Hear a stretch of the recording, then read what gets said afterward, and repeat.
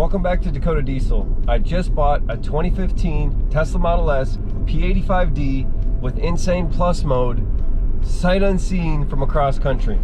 And with a good reason, because typically I would just fly, do the paperwork, and drive it back. You can't do that with Tesla because Tesla takes a few days to recognize your ownership.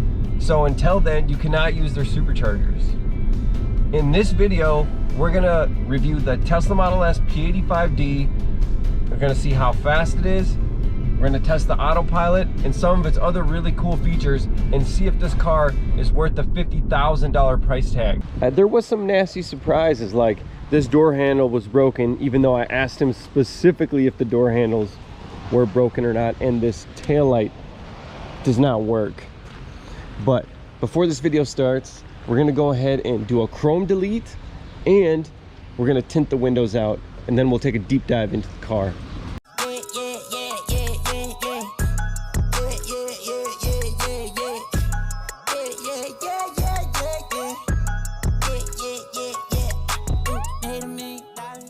As you can see, Wrapability did an amazing job wrapping this car. They got the mirrors, and they're able to fold the door handles.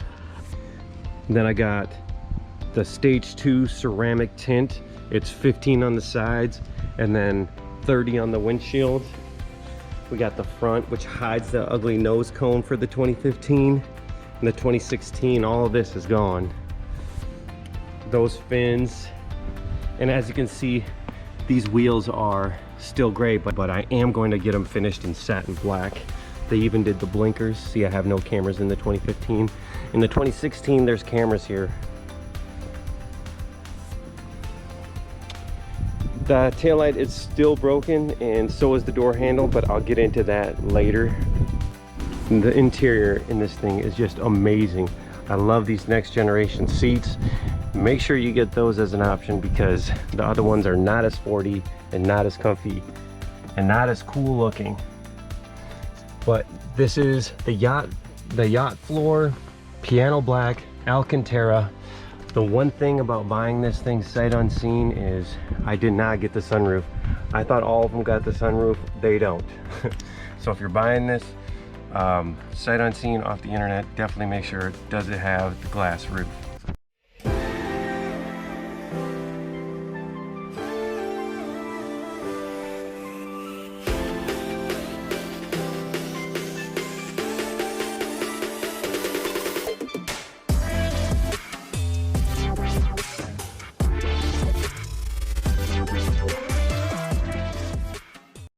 Alright, here we go. We are on a back road in Mexico, and we're about to launch this thing using the Draggy app, and it should give us a semi-accurate reading of a quarter-mile time, but I'm trying to find the perfect place. So here's my P85D. To get into performance mode, you click driving, you go to Insane Plus. Usually when you click that, it'll give you about 30 minutes for it to warm up. Right now it's cooling. What it does is it warms the batteries up for optimum discharge. Then you go to launch mode. It tells you to put, for good traction, put your car suspension in low for launching. That way the front end doesn't come up too high and then it starts spinning and you lose time. And then as soon as it says it's ready, you hold the brakes and let it rip. Doing a launch, it matters if the battery is full, and it is not full because I had to go out of town, so no excuses though, right? Let's see how we do. Launch mode. Just doubled up on crypto. I just doubled down on the new vest. Now my chair looking like 2 checks. Type of money made me want a 2-step. Who next? This week I be on the moon next. Stop going up like 2x. That's a fast flip like suplex. 2 million stepping like a duplex. You bet never lose change, but I do flex on it. It feels way faster to be in here. Just the 0 to 60 at 3.3 is just insane. Like, it loses a lot on the top end, so it doesn't feel like an 11.8. It feels way faster.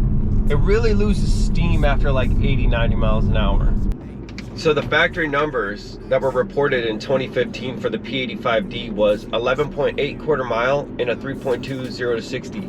So we managed to do a 3.3 0 to 60, but we actually beat the stock time in 2015 with this car that has 65,000 miles on it by 1/10 of a second. So I'm really happy with that. I mean, it's not a Plaid, I know, but for 50 grand, for all this luxury and that speed, it's 100% worth it. Next, let's talk about Autopilot.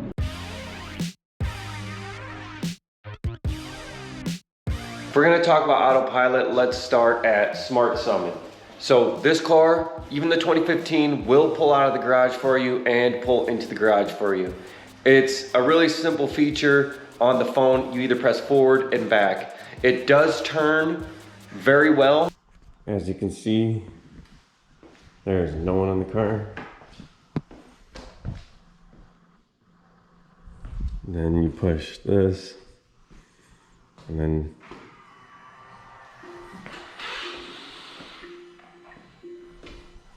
wakes up.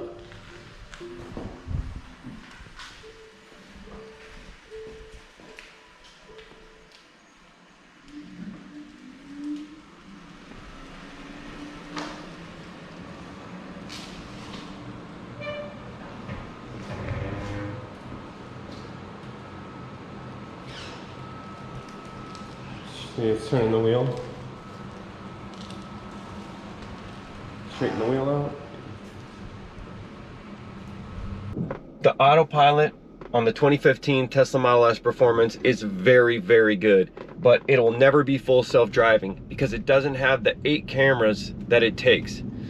So if you get a 2016 Tesla Model S Performance, it'll have the 8 cameras and it'll have ludicrous mode, but you're gonna be paying like 30 grand more. So keep that in mind. So with that being said, the Autopilot works very, very well. And I know it says highway Autopilot, but I use it in town all the time. I just sort of, it's very easy to adapt and it's very convenient. It works very simply. There's a stalk down here that you can pull twice. On the visualization, you can see that it sees the lines in white. It just needs at least one line for it to be able to engage. Then you pull the stalk twice. And that thing on the right there, that is the radar sensing. So if there's only one line, the radar will sense. As you can see, it takes the turns very, very well. And I use it in town all the time. It'll let you go 5 over the speed limit. Now, if we get behind a car, it will stay behind it.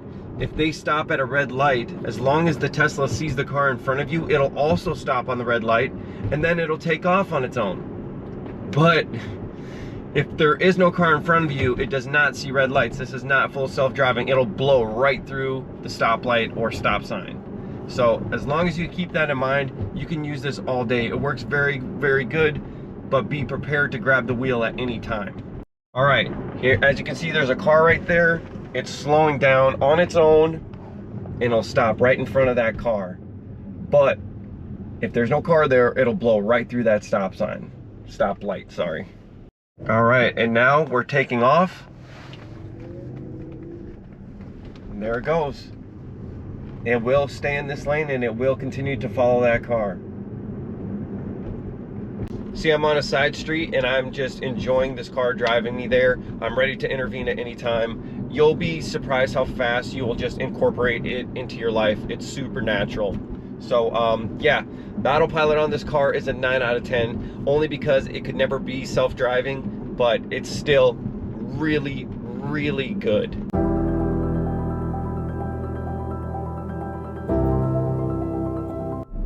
One thing to consider is charging your Tesla. This is a 2015 model and it has unlimited supercharging for life, which is transferable to my next Tesla, which will be a Cybertruck. But you can come here and plug in. If your battery is low, it'll supercharge at like 300 miles per hour. But as your battery fills up, it starts going really slow.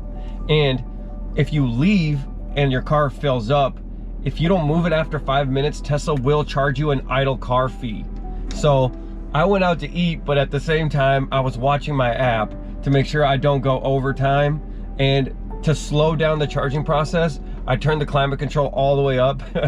So it was actually really, really cool in here since I got back. But now, as you can see, I'm only charging at 28 miles per hour. So that's something to consider. Another thing is the Tesla charger that comes with it only charges at like 4 or 5 miles per hour. So it takes like 2 days to get fully charged, but you can buy an adapter that'll plug into a 240. It's called a Nemo 1550, and it'll charge at home at 28 miles per hour. So you can get your full battery charged in like 5 to 8 hours. It's really, really good.